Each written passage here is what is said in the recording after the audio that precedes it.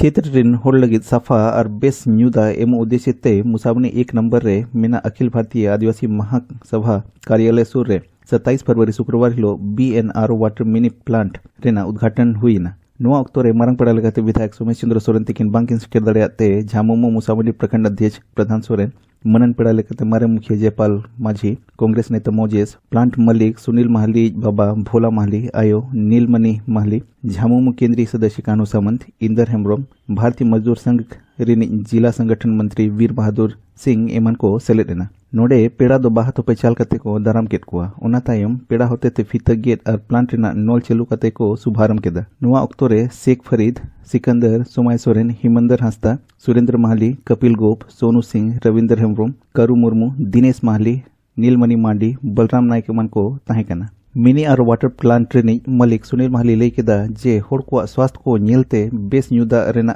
व्यवस्था हुई काना। होड़ को ठन अरदास जे नोडे खन कम पुइसते बेस न्यूदा हताव कते निरोग बोन ताहेन मा।